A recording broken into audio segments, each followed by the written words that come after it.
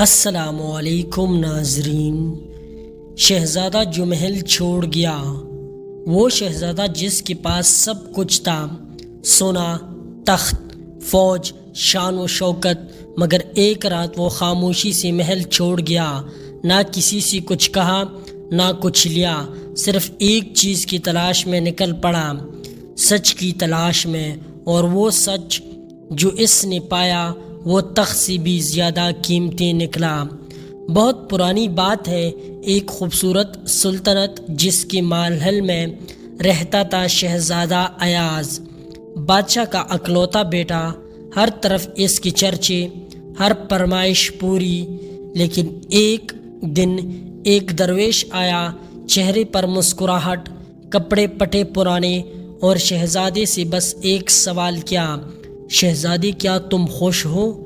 ایاز ہنس بولا، میرے پاس سب کچھ ہے، خوش کیوں نہ ہوں؟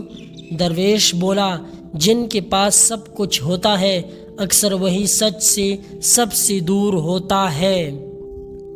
شہزادہ ہنسا، مگر دل میں ایک سوال بیٹھ گیا، اور رات کو محل کی دیوار کے پاس وہ کھڑا ہوا، ایک آخری بار محل کو دیکھا اور خاموشی سے باہر نکل گیا۔ شہزادہ ایاز نے پہلی بار اپنے پاؤں پر زمین کا درد محسوس کیا، گرمی، بھوک، پیاس اور اجنبی لوگوں کے بیچ۔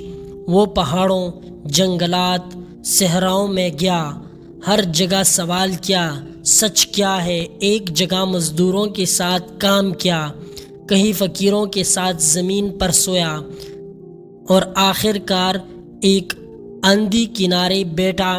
ایک اندھے بوڑھی شخص نے کہا، سچ وہ ہوتا ہے جو تمہارے دل کو دوسروں کی درد سے چھوڑ دے، جو تمہیں محل کی بلندیوں سے اتار کر انسانوں کی برابری پر لے آئے۔ کئی سالوں بعد ایاز واپس آیا، مگر اب وہ شہزادہ نہیں، صرف ایک آدمی تھا جس کے چہرے پر پرسکون، دل میں عاجزی، اور ہاتھ میں صرف ایک کتاب تھی جس پر لکھا تھا، محل چھوڑا، دل پایا، سچ ملا، اور وہ بھی خود تھا۔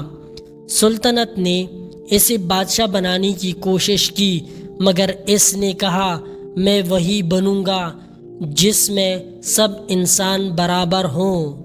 سچ کی تلاش کبھی کبھی تخت چھوڑنے سے شروع ہوتی ہے، اور ختم وہی ہوتی ہے جہاں دل عاجز ہو اور انسانیت زندہ۔ اگر ویڈیو اچھی لگی تو لائک اور سبسکرائب کرنا مت بھولیے۔